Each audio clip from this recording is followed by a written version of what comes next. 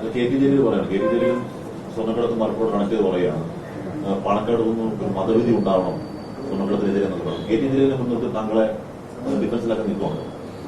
എന്നെ ഡിഫൻസിലാക്കാൻ ഒരാൾക്കും കഴിയില്ല. കാരണം ഞാൻ ഉന്നയിക്കുന്ന ഈ നാട്ടിലെ സാധാരണ മനുഷ്യരുടെ വിഷയമാണ്. ഇവിടെ പോലീസ് നടത്തിയ ക്രിമിനൽ ആക്ടിവിറ്റിയെ കുറിച്ചാണ് ഞാൻ പറയുന്നത്. ഇത് കൊണ്ടോട്ടി അങ്ങാടിയിലെ കടല വറുക്കുന്നവർക്കറിയാം. ഈ ഇന്റലിജൻസും വിജിലൻസും ക്രൈംബ്രാഞ്ചും SSBയും എല്ലാം ഒരു പോലീസ് സേനയിലുണ്ടായിട്ട് ഒരു SP-യും ഒരു ഡാൻസ് ഓഫ് സംഘവും ഇത് നടത്തി നമുക്ക് വിശ്വസിക്കാൻ കഴിയില്ല. അതുകൊണ്ടാണ് ഞാൻ പറയുന്നത് ഈ ADGP അജിത് കുമാറും P ശശിയിലേക്കും അവരുടെ കൃത്യമായ സഹായവും അവരുടെ ഒരു ഉറപ്പുമില്ലെങ്കിൽ എങ്ങനെ 3 കൊല്ലം നടത്തുക? ഒരു 5 ആളെ കടത്തി 10 സ്വർണം പൊട്ടിച്ച് നമുക്ക് മനസ്സിലാക്കാം. ഇത് അങ്ങാടി പാട്ടാണ്. രാത്രിയിൽ വരുന്ന പാസഞ്ചറിൽ നിന്ന് ഇത് അടിച്ചു മാറ്റാൻ കരിപ്പൂർ എയർപോർട്ടിന്റെ 2 കിലോമീറ്റർ നീളത്തിലുള്ള മെയിൻ റോഡിന്റെ 2 ഭാഗത്തുള്ള കടകൾ രാത്രി 10 മണിക്ക് അടക്കണം. അലിഖിത നിയമം. ഇതൊക്കെ ഇത്രയും പച്ചയായി ഈ കാര്യങ്ങൾ നടന്നിട്ട് ഇനിയും അതിനെ ന്യായീകരിക്കാൻ CM പോട്ടെ, എന്ത് ബേസിലാണ് ഈ പാർട്ടി ഇതിനെ ന്യായീകരിക്കുന്നത്? എന്താ പാർട്ടി ഇതുകൊണ്ട് ഉദ്ദേശിക്കുന്നത്? ഇതെവിടെ എവിടെ എവിടെ പോയി എത്തണമെന്ന് ആഗ്രഹിക്കുന്നത്? എനിക്ക് ശേഷം പ്രളയം എന്നതാണ് ചിലരുടെ ഉദ്ദേശമെങ്കിൽ യാതൊരു നിവൃത്തിയില്ല. അതിന് പാർട്ടി കൂടി അതിന് നിന്ന് കൊടുക്കുക എന്ന് പറയുമ്പോൾ അത് ഈ പാർട്ടിയിൽ പ്രതീക്ഷ അർപ്പിച്ച, ഈ സംവിധാനം ഇവിടെ നിലനിൽക്കണമെന്ന് ആഗ്രഹിച്ച കേരളത്തിലെ ഈ പറയുന്ന ലക്ഷോപലക്ഷം വരുന്ന സാധാരണക്കാരായ മനുഷ്യരുടെയും എന്താ പറയുക സഖാക്കളുടെയും അവർക്കൊരു ആശ്വാസമാണിത്. ആ മരമാണ് വെട്ടിക്കളയുന്നത്.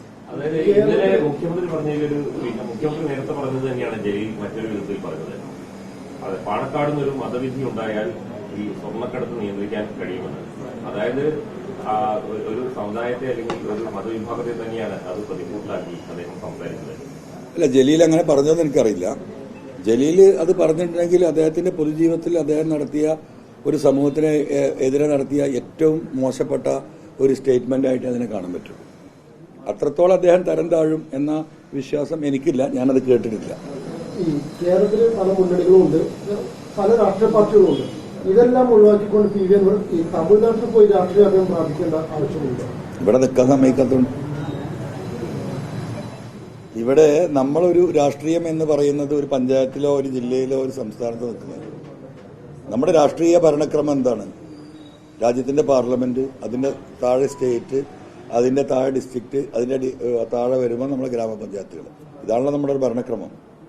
അപ്പൊ ഈ രാഷ്ട്രീയം എന്ന് പറയുന്നത് ഒരു പഞ്ചായത്തിനോ ഒരു ജില്ലക്കോ ഒരു സ്റ്റേറ്റിനോ ഉള്ളതല്ല. നമ്മളൊരു രാഷ്ട്രീയപരമായ നമ്മുടെ ഒരു കാഴ്ചപ്പാട് ഒരു രാജ്യത്തിന്റെ വ്യവസ്ഥാപിതമായ വ്യവസ്ഥിതിക്കനുസരിച്ച് വേണം നമ്മൾ അതിനെ ഷേപ്പ് ഔട്ട് ചെയ്യാൻ. അപ്പൊ സ്വാഭാവികമായിട്ടും രാജ്യം നേരിടുന്ന ഏറ്റവും വലിയ വിഷയം നമ്മൾ ആദ്യം സൂചിച്ച പോലെ ഈ പറയുന്ന കമ്മ്യൂണൽ ഇഷ്യൂസും വർഗീയതയും തന്നെയാണ്. അതിന് കൃത്യമായി അതിനെതിരെ അഡ്രസ്സ് ചെയ്യുന്ന ഒരു ലീഡർഷിപ്പ് സ്വാഭാവികമായിട്ടും ആ ഒരു മൈൻഡിലൊരു വ്യക്തി എന്ന നിലക്ക് ഞാനല്ല വേറെ ആരായാലും അന്വേഷിക്കും. അത് ഇന്ന് തെരഞ്ഞാൽ കാണാവുന്ന ഒരു പേര് എന്ന് പറയുന്നത് ഈ പറയുന്ന സ്റ്റാലിൻ തന്നെയാണ്. നിങ്ങളൊന്ന് ആലോചിച്ച് നോക്കുക, ഈ പാർലമെന്റ് തെരഞ്ഞെടുപ്പിൽ 40 സീറ്റാണ് അവിടെ, 23 സീറ്റിലാണ് ആ പാർട്ടി മത്സരിച്ചത്. ബാക്കി 17 സീറ്റും ഘടകകക്ഷികൾ കൊടുത്തിരിക്കുന്നു. സത്യത്തിൽ അവിടെയുള്ള ഘടകകക്ഷികളുടെ അവസ്ഥ എനിക്കറിയാം. ഒരു 5ഓ 8ഓ സീറ്റ് പോലും കൊടുത്താൽ തൃപ്തരാകും മൊത്തം അവിടെയുള്ള എല്ലാ ഘടകകക്ഷികൾക്കും. പക്ഷെ എന്താ അദ്ദേഹം ചെയ്തത്? ഒരു വോട്ട് പോലും പോകരുത്, ഒരു കമ്മ്യൂണിറ്റി പോലും നഷ്ടപ്പെടരുത്, ഒരു സാമൂഹ്യ സംഘടനയുടെ വോട്ട് പോലും BJPയിലേക്ക് പോകരുത്. BJPയുടെ എൻട്രി അങ്ങനെ തന്നെ അങ്ങോട്ട് സീൽ ചെയ്തു. എന്തുമാത്രം വലിയ സാക്രിഫൈസ് ആ പാർട്ടി നടത്തിയത്. തിരിച്ച് നിങ്ങൾ കേരളത്തിലേക്ക് ആലോചിച്ച് നോക്കൂ.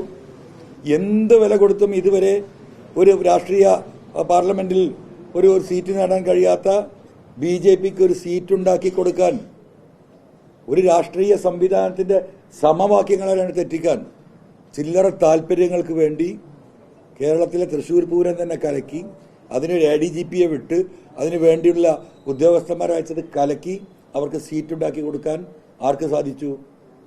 കേരളത്തിലെ CMന് സാധിച്ചു. ഒരു തർക്കം ആർക്കില്ലല്ലോ. അപ്പൊ അത് രണ്ടുമാണ് വ്യത്യാസം.